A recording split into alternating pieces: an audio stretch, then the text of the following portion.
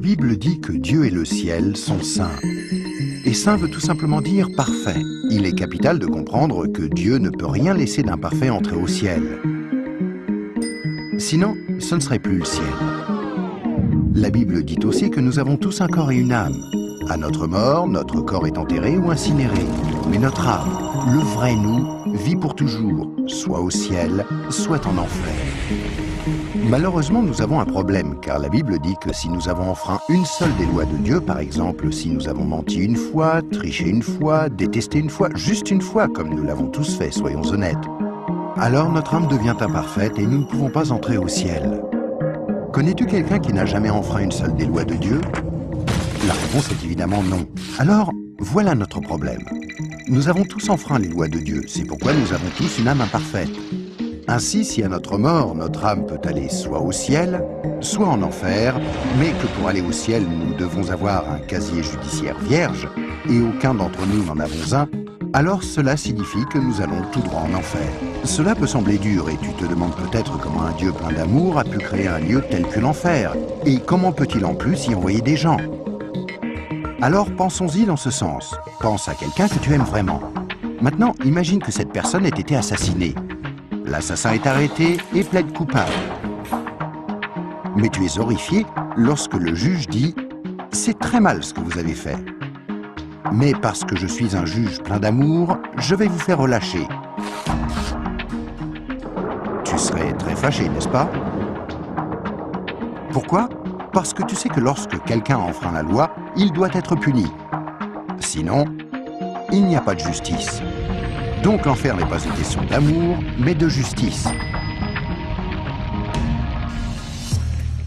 Examinons 3 questions pour comprendre pourquoi il y a ce lieu qui s'appelle l'enfer. As-tu déjà menti une fois dans ta vie? La réponse est sûrement oui, même si ce n'est qu'un petit mensonge. Si tu as menti une seule fois, alors tu es coupable de mensonge. As-tu déjà pris quelque chose qui ne t'appartient pas? Par exemple, es-tu déjà arrivé en retard au travail ou es-tu déjà parti trop tôt en étant quand même payé? As-tu déjà utilisé le téléphone du patron ou la photocopieuse sans demander la permission ou ramené un stylo du bureau à la maison? Tout ceci, bien sûr, est du vol. La plupart des gens ont pris quelque chose qui ne leur appartient pas, ce qui les rend coupables de vol. Penses-tu que Dieu va laisser un groupe de voleurs menteurs comme nous aller au ciel? C'est peu probable, car s'il le faisait, il serait comme le juge injuste qui n'a pas condamné l'assassin de la personne que tu aimais. Il n'y a pas 36 solutions. Mais beaucoup diront « Attends un peu, je suis quelqu'un de bien ». Et il y a une grande différence entre le mensonge, le vol et le meurtre. Or, je n'ai jamais tué personne.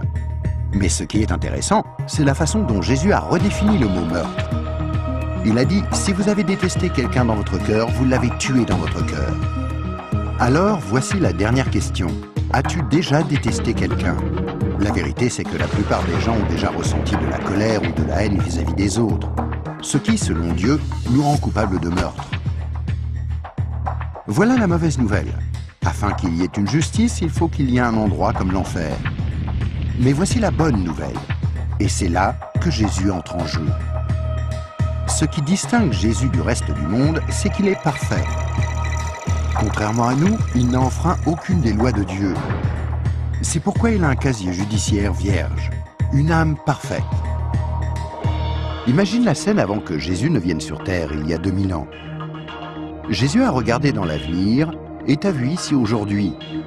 Il s'est tourné vers Dieu, son Père, et lui a demandé « Père, j'aime les gens de ce monde et je ne veux pas qu'ils aillent en enfer pour avoir enfreint tes lois.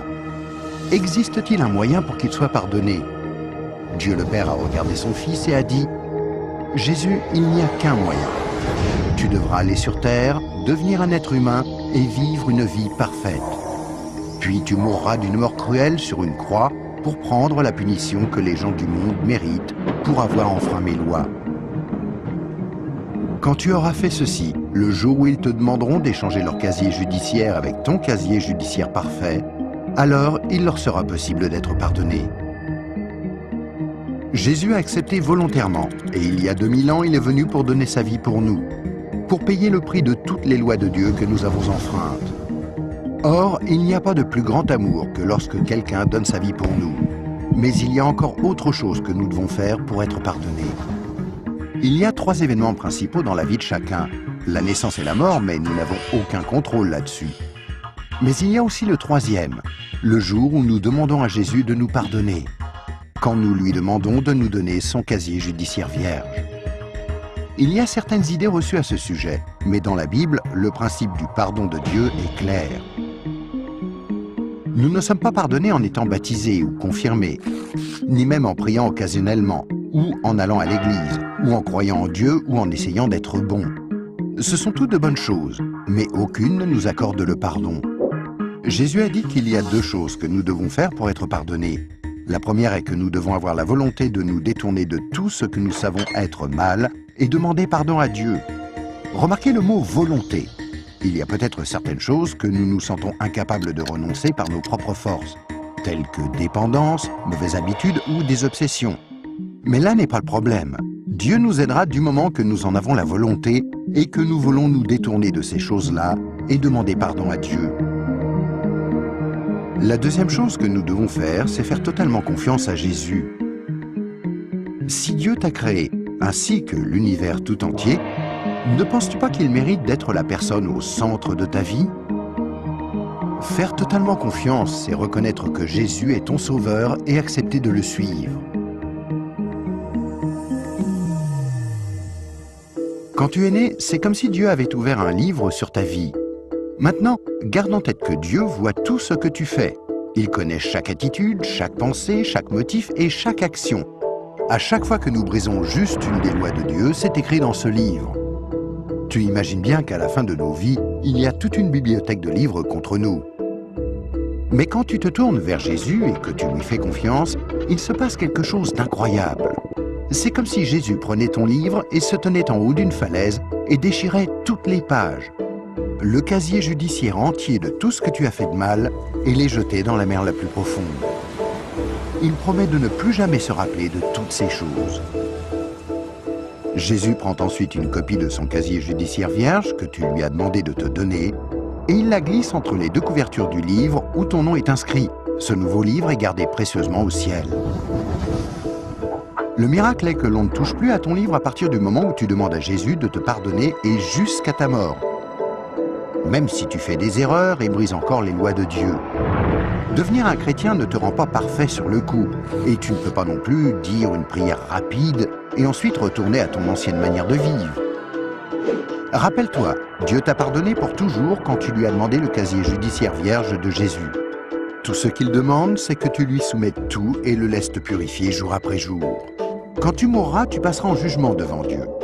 Il ordonnera à ses anges d'aller chercher ton livre. Il l'ouvrira et dira « Cette personne était parfaite ». Et tu répondras « Non, je ne l'étais pas. J'ai enfreint tes lois. Est-ce que je ne mérite pas d'aller en enfer ?» Et Jésus te dira « Selon la justice, tu mérites d'aller en enfer. Tu as enfreint mes lois, et certaines, de nombreuses fois. Mais, mon enfant, tu as mon casier judiciaire vierge. Celui que je t'ai donné quand tu t'es tourné vers moi et que tu m'as fait confiance, et je t'ai pardonné. Bienvenue au ciel. » C'est pourquoi Jésus est si merveilleux. Grâce à lui, il est possible que chacun, peu importe les erreurs commises, soit pardonné et entre un jour au ciel. Imagine que tu ne te sois jamais tourné vers Jésus. Pense à ce qui pourrait arriver.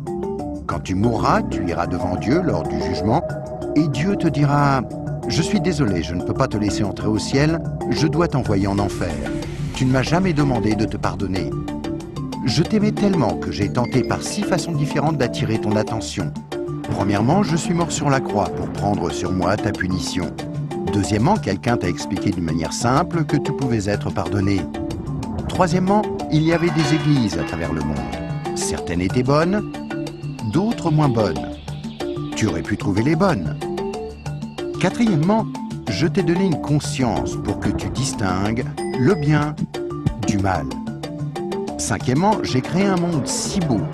Comment as-tu pu ignorer ma présence? Et sixièmement, je suis ressuscité des morts, afin de prouver que je suis Dieu, et que tout ce que j'ai dit était vrai. Mais tu n'as encore rien fait. Je suis désolé, je ne peux pas te laisser entrer au ciel. Je dois t'envoyer en enfer. Et toi, si tu meurs ce soir, où iras-tu? Rappelle-toi, pour entrer au ciel, il faut un casier judiciaire vierge, que tu ne peux avoir sans avoir demandé à Jésus de te donner le sien. Afin de recevoir ce don gratuit, tu dois faire seulement 2 choses.